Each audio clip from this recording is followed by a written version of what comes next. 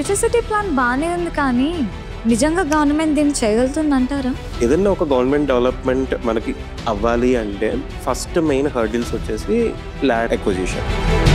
మన లక్కీగా ఈ ఫ్యూచర్ సిటీకి ఏంటి అంటే 14,000 acres ఆల్రెడీ గవర్నమెంట్ పేరు మీద రిజిస్ట్రేషన్స్ అయిపోయినాయి. అండ్ ఇంకొక 16,000 acres అండర్ రిజిస్ట్రేషన్ అండర్ ప్రాసెస్లో ఉంది.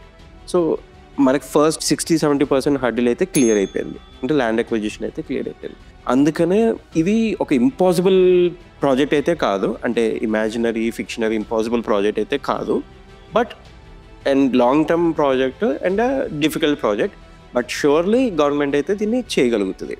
దీన్ని మనకి ప్రూవ్ చేస్తూ 200 feet రోడ్స్ ఎక్స్టెన్షన్ అప్రూవల్ కానీ, కొత్త 300 feet road greenfield express highway కానీ, లేదా మన స్కిల్ యూనివర్సిటీ ఇనాగ్రేట్ చేయటం కానీ, ఏఐ సెంటర్కి ల్యాండ్ అలాట్ చేయటం కానీ, ఇప్పుడు మెట్రో ప్రాజెక్ట్ మనకి శంషాబాద్ వరకు ఏదైతే సెకండ్ ఫేజ్ ఎక్స్టెన్షన్ ఏదైతే ఉందో, థర్డ్ ఫేజ్ కింద శంషాబాద్ నుంచి ఫ్యూచర్ సిటీకి కనెక్ట్ చేస్తామని చెప్తున్నారు.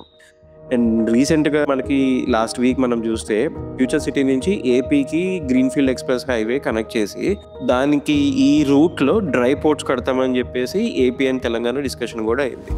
ఇవన్నిటిని మనం కన్సాలిడేట్ చేస్తే this project is not an impossible project, రియాలిటీలో మనం చూడగలుగుతాం.